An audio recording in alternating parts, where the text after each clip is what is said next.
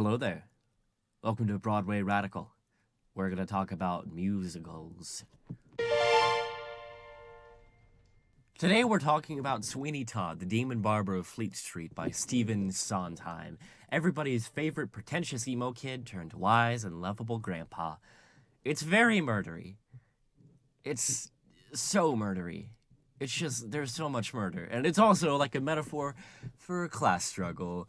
And the rich are literally eaten by the poor. And I think that's just like the sickest thing, you guys. So anyway, summary. So we're in England, right? And London, England, which young sailor Anthony tells us right away there is no place like. So Anthony's a solid dude, and so he picked up this goth named Sweeney Todd on the sea, I guess, after escaping from prison? Maybe? We don't really get too much into that, and it doesn't, super matter, but it's still like, wait, what? Anyway, they get off the boat in London, and Sweeney Goth is like, hey, thanks, bro.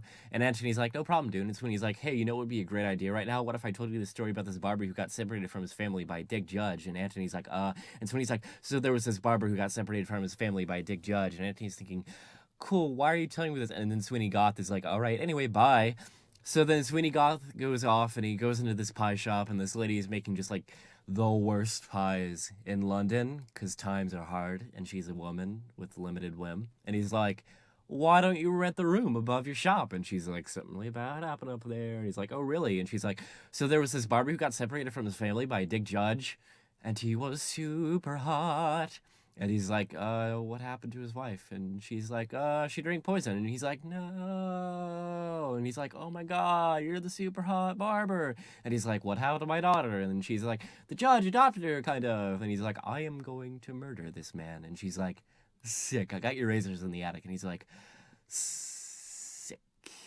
Elsewhere, Sweeney's daughter Joanna is super sad. And Anthony's walking along, and he sees her being super sad. And he's like, wow, I like how you're really sad, and you're, incredibly sad. You are, the saddest, hottest person I've ever seen. Do you want to go out? But then the judge and his creepy little servant dude, Beetle, come out, and they're like, oh, no, how about you choff off, then? And then he chops off, but secretly, he's like, I'm going to abduct you, really hot and equally sad chick I recently glanced at.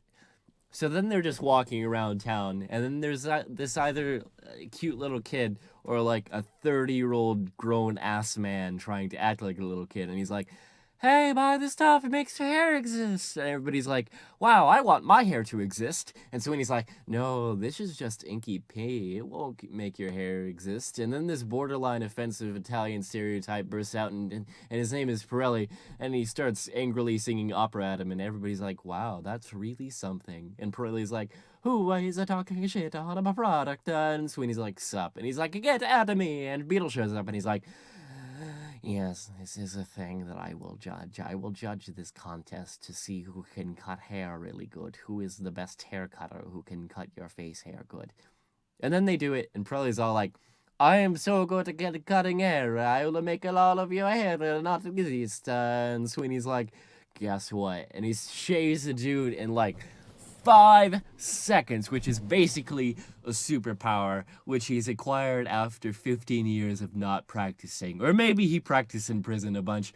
We don't really know. Anyway, Sweeney's so good at making hair not exist.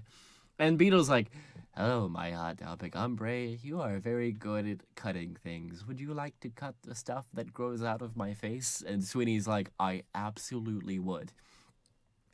Elsewhere, the judge is a dick and is totally into Joanna, but, spoiler, she is not into him, because that's so gross. And he's like, I know what will make you like me.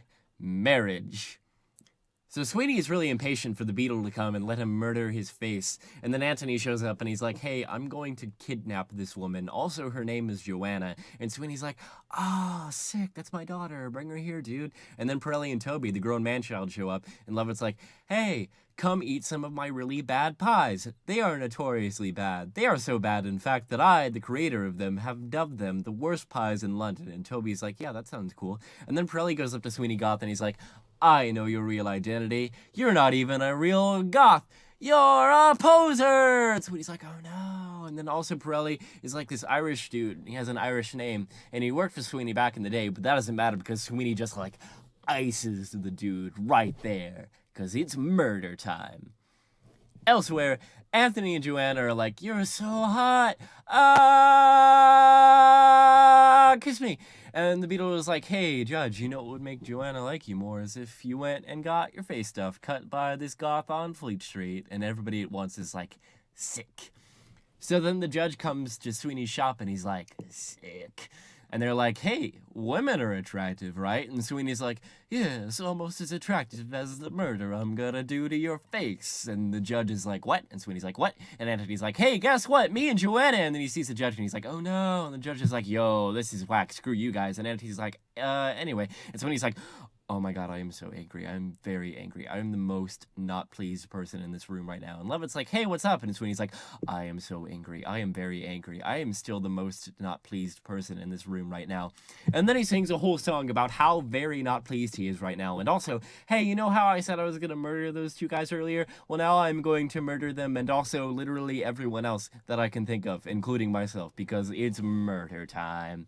And Levitt's like, "Sick. So I was thinking we could take this human being that you murdered earlier and make him into food and make people pay money for the food. And then people will eat the murder food and put it in them, in their mouth." And Sweeney's like, "Sick." Later, murder time is now almost exclusively the time. Always.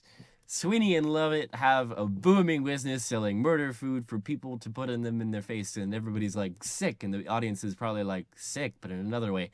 And everybody's obsessed with Joanna, and Joanna's just like, and also, Levitt is like, "Hey, Sweeney, you're like so hot. You are very hot. You are like the hottest person in this room right now." And Sweeney's like, "I don't care." And Anthony's like, "Oh no, the judge is sending Joanna to the insane asylum." And Sweeney's like, "Hey, just pretend to be a wig guy and buy her." And he's like, "Yeah, that sounds like a good idea." But also Sweeney's like, "Hey, Judge, this dude is totally gonna steal your daughter wife and bring her here. You should also come here." And then Toby is like, "Hey, Mrs. Lovett, I think the scary hot topic man is murdering people." And she's like, go down to the basement real quick." And then the Beetle shows up and Sweeney murders his face. And then his murder face comes down and Toby sees it and he's like, "Oh no, I murdered the face." And Lovett's like, "Hey, Sweeney, this child knows you're murdering people. Let's murder him also." And Sweeney is like, "Yes, let us murder this child." So they go down to the basement and Anthony and Joanna show up and she's disguised like a dude and he's like, "Hey, I'm gonna go get a cab, just wait here, love you, bye." And then this old lady shows up and she's like, "Hey, I know that goth." And he's like, "Not anymore." And he murders her face. And the judge shows up and he's like, "Hey, I know you. You're Benjamin Barker." And he's like, "Not anymore." And he murders his face. And then Joanna's like, "Oh no." And then Sweeney's like, "Not anymore." But then before he can murder her face, Levitt screams and he's like, "What's that?" And he goes downstairs and sees that the old lady whose face he murdered was his wife. And he's like, "Dang it." And Levitt's like, "She wasn't actually dead, but you're super hot. Let's make out." And Sweeney's like, "Great idea. That sounds like a great idea. That is the best idea. Let's do that." And he tosses her into the fire and murders her face and also the rest of her body. And then he's like, "Gee, I sure am not pleased right now." And Toby's like, I am done with everything. I am not well. I am very not well. I am the most not well person in this room right now." And he murders Sweeney's face. And then Joanna and Anthony and the cops show up and they're like, dang. And Toby's like, And the chorus is like, "Wow, what a bad dude that Sweeney guy was. He was very bad. He was at least the baddest dude in that room by far." And he's like, "I sure was." And scene. All right, that was the Broadway. Here's the Radical. So beneath the really cheesy Hot Topic aesthetic it sometimes has, Tim Burton, Sweeney Todd has a lot going on. And again, you could read it a lot of ways. This is my interpretation. All right, so get ready, because I've got this theory that's gonna blow your mind. So Sweeney and the judge are the same person. Not literally, but kind of. So basically, the whole thing is about Ben, Jam, and Barker trying to get revenge for what this judge did to him, which was a total dick move. Now, we see the judge basically being a huge dick to everyone, and in the movie, we even see him send a literal child to prison for a minor offense, and he's like, no, yeah, this is fine. And he sends off Benjamin Barker just because he wants to, I guess. They never say for what, other than foolishness, which is not a crime. Anyway, there could be like a whole prequel dedicated to all of that, because we have no idea what happened. But anyway, that would all serve the fact that maybe the judge just has no moral compass. But we see him flagellating himself, guilt-ridden, over his lust for Joanna. So he has some sort of moral compass. He considers himself beholden to God, at least, one that is maybe not as dark and or hungry and or vengeful as Sweeney's, but a god all the same. They both see corruption in the world and consider themselves above it somehow, and they're both equally wrong. And the judge thinks forcing Joanna to marry him will make what he does okay, and Sweeney thinks that killing people will make killing people okay.